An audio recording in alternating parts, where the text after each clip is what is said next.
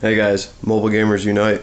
Wanted to do a quick Liana guide. There's so many of these out there, but I just wanted to go over the basics really, because with her, you decide what you need her to do. If you need her to primarily be a healer or to do some damage and debuffs, that's up to you. Whatever skill you choose and whichever way you go, it's not going to matter for this. My knowledge is still going to apply, because what I'm going to talk about really is her troops. And with a lot of healers, it's like, okay, throw a bishop on them and don't worry about it, because that's typically one of their best choices.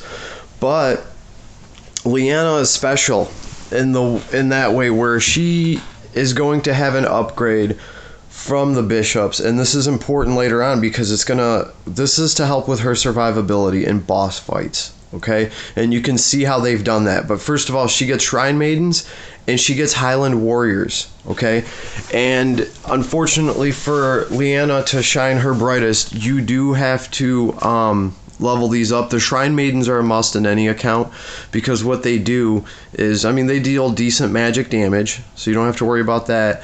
And when they're at full health, okay, physical, it's lagging up. That's not cool. I just froze in the description. The point. Oh, there we go. There we go. Physical damage taken by the hero is reduced by 50%. Okay, so this is going to make it really hard to one-shot your healer, and especially in a magic fight. These guys have a higher magic defense than the bishops, so you're going to take less damage to begin with, and they have more hit points than the bishops. Okay, and mine aren't even fully done yet. I only have a couple levels into the Shrine Maidens. But against magic, that's what you want to take, okay? And that's what I've been using in boss fights, where I need her to survive a hit of some magic, okay? Now, if it's a physical fight, I'm taking the Highland Warriors instead of the bishop. Forget about the 10% more to healing. Liana has that covered, guys. Really, with the way her heals work, you don't really need their little 8% to the healing.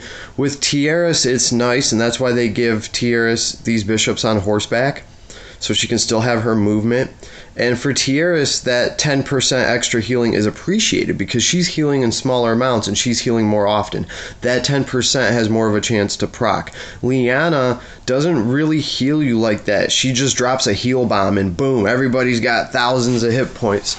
So bishops to her aren't as important as they are to like Tiaris. But back to the Highland Warriors, these guys have 450, these guys have almost 500 attack. So anything that gets into combat with them, they're going to be able to square up with, and they're going to be able to hurt it, okay? Their special skill is their attack increases by 9%, which is pretty good, actually, because their attack is super high already, okay? Here's the best part, though. The most important part. Damage received reduced by 9%, okay?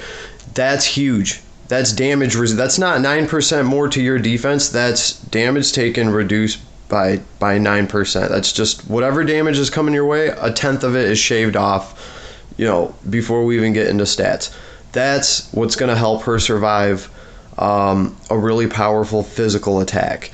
So if you're going to run Liana and get the most out of her, level up your Shrine Maidens and level up your Highland Warriors. I mean, that's really what you're going to be using. If you want her to do more damage to, you know, I don't even know if the Templar Knights might be worth it. Yeah, their stats look alright, but the Paladins, I don't think they are.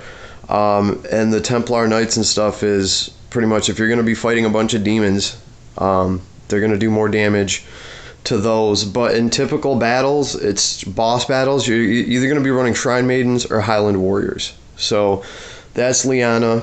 I also wanted to do this because her skin looks so cool, so I'm like, man, I've been playing with Tiaris for a long time, but just Liana's skill, her mechanical ability to give somebody an extra turn is just so sweet. And on so much content where you can just run her and one Leon, and now your Leon gets to attack twice a turn, that's just amazing. That can get you through so much content, and she's a bomb-ass healer. So I kind of fell in love with Liana, ain't gonna lie. I mean, Tiaris is she's still awesome, but I've had to run Liana on a few trials and fights now too. So I decided to work on her because you can't really just bank off of one faction in this game. Okay, if you really want all the rewards and everything, you got to have a couple factions to run.